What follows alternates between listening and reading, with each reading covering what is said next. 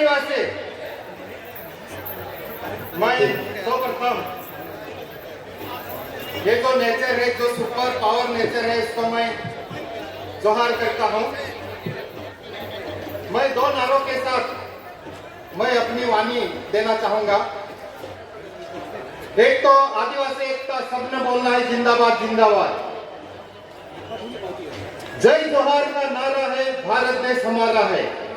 मैं जोर जोहार का नारा बोलूंगा, आप लोगों ने बोलना है भारत देश हमारा है। आदिवासी एकता और जोर से होना चाहिए। आदिवासी एकता, जय जोहार का नारा है, जय जोहार का नारा है। महाराष्ट्र, धुळे, साक्री, टिपानेर, पावनखेड़ा के इस पवन धरती पर 32वां आदिवासी सांस्कृतिक एकता महासम्मेलन के शुभ अवसर पर मुझे जो आदिवासी एकता परिषद का जो जिम्मेदारी दिया है, इसके लिए मैं ये धरती को और मेरे समाज के सभी हमारा जो आदिवासी एकता परिषद जिन्होंने मुझे लायक समझा है, ऐसे आदिवासी एकता परिषद के संस्थापक, अध्यक्ष मंडल और मेरा समाज सभी को धन्यवाद देना चाहता हूं।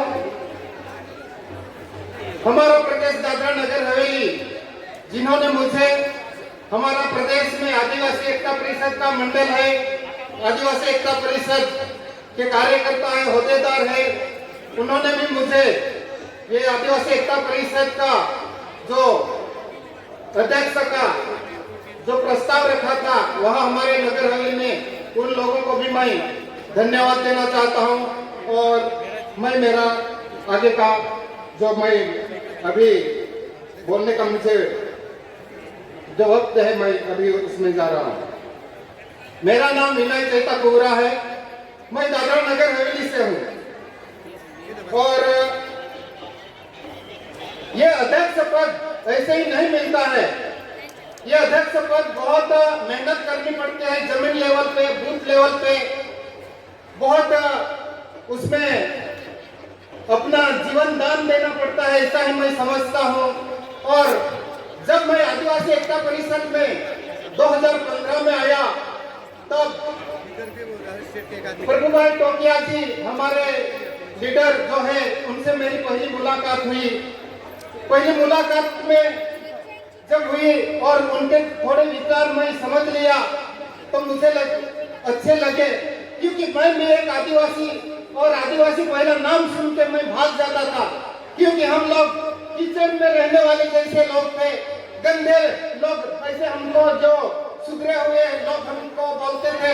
तो मैं जब ये आदिवासी बोलता था तो मैं भाग जाता था, नहीं रहता था उधर, क्योंकि हम लोग ऐसे पिक्चर में, मूवी में बताते हैं, पत्ता बांध के और पूरे खुले हुए लोग ऐसे हमारे लोग जानते थे, तो मैं भागता था।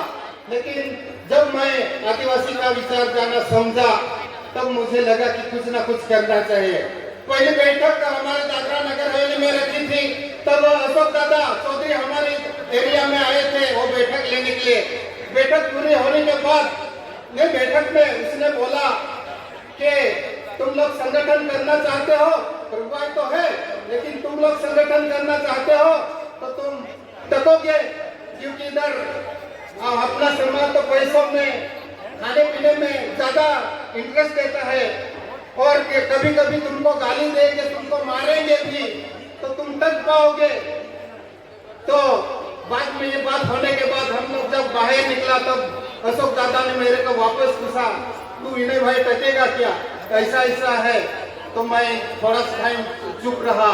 चुप होने के बाद मैं दादा को धीमे से बोला, है दादा मैं करूंगा ऐसा।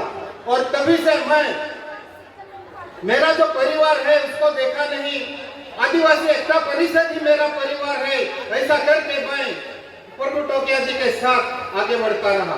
2015 में हम लोग गांव-गांव में घर-घर आदिवासी एकता परिषद की विचार डाली और दादरा नगर हवेली में हम लोगों ने बहुत से ऐसे आंदोलन किए, रैलियां की और हमारे समाज को आगे बढ़ने का जिम्मा ले लिया।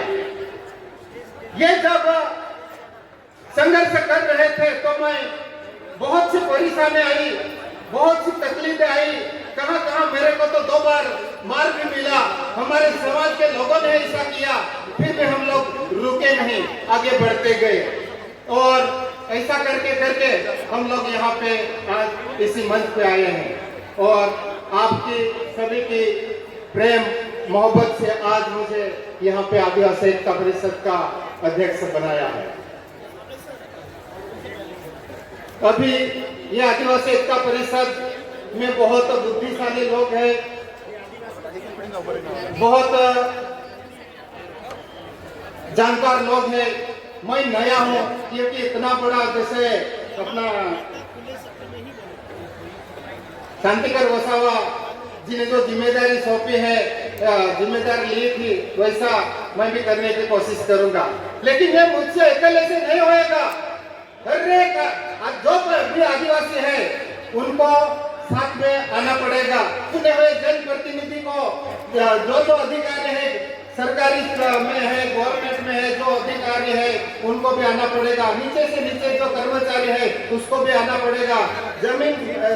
जमीन लेवल पे जो काम करता है कि हमारा समाज एकदम गरीब में रहता है, इन सभी को एक जगह पे आए गए तो हम ये आदिवासी एकता परिषद का जो विचारधारा है उसको हम आगे बढ़ाएंगे।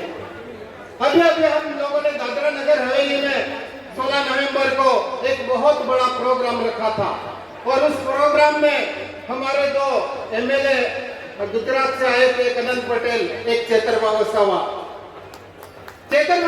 ने एक बात कही, वो शायद आम आदमी पार्टी से और कांग्रेस से थे। उन्होंने बोला कि जब हमारा आदिवासी